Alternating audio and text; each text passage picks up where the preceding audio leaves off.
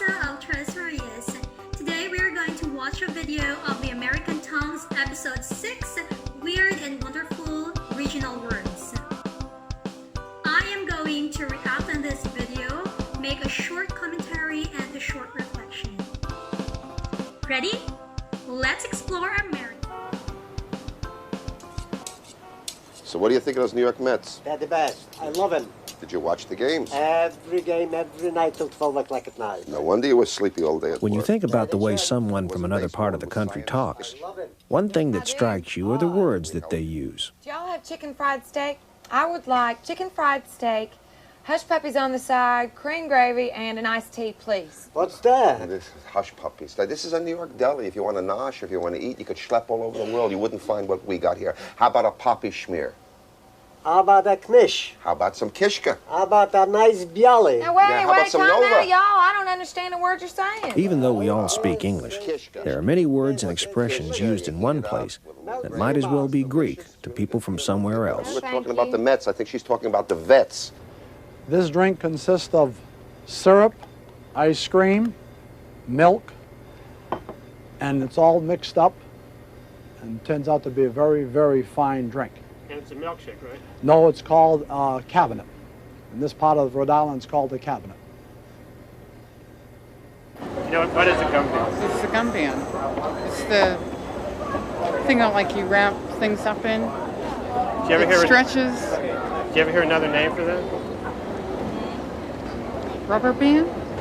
I think some people call it rubber band. Not here though. Well, I'm in Honolulu, and it's quitting time. What do you say? Well, you would use the Hawaiian term that everybody knows, which is pauhana. Work is finished, and everybody knows that. What about jambalaya? Jambalaya? Oh, yeah, I know what is jambalaya. Yeah. What's that? Jambalaya, you mix that with meat, jambalaya, rice, and you wear a season, and you cook it, that's good jambalaya. Anagoglin, you know what that means? Yeah. It's at a diagonal, skew, off from the perpendicular, we'll say. Anagoglin meaning non-square, anything but square if it's sitting swatchwise. Snickle Fritz, that's a good one. A Snickle Fritz, yeah. Snickle Fritz. What's a Snickle Fritz? Snickle Fritz. Little kid would be a Snickle Fritz. You know, a rowdy little kid would be a Snickle Fritz. What does schlep mean?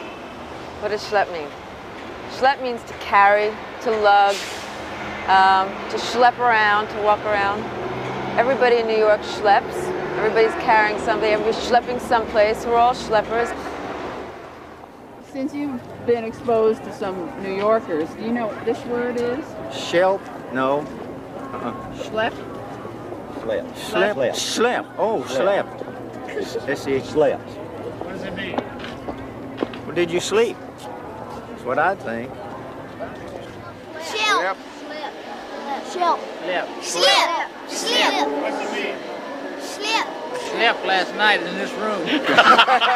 Words do tell a lot about the people in a particular place.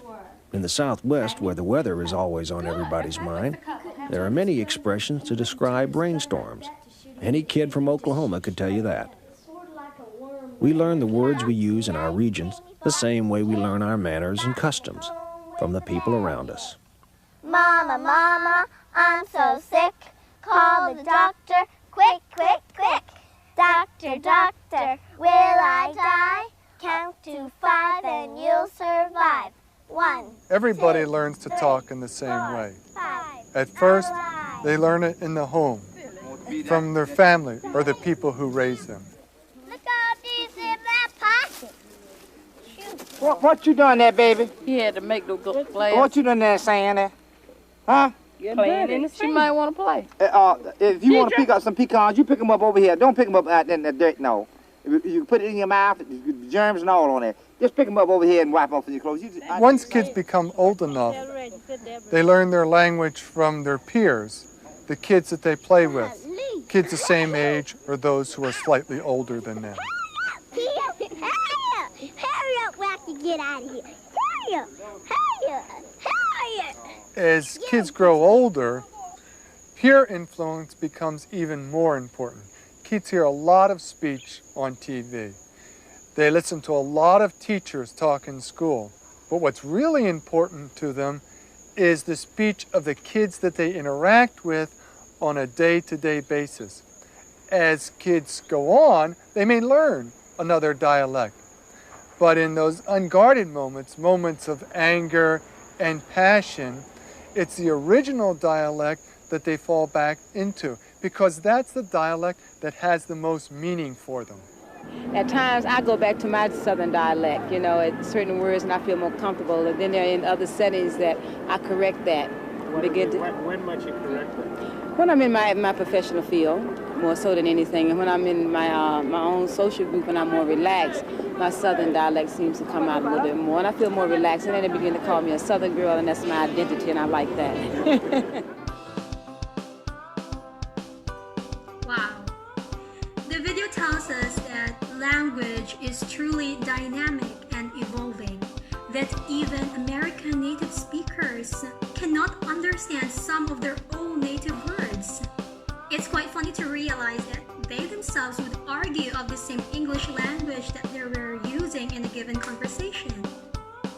But this is normal.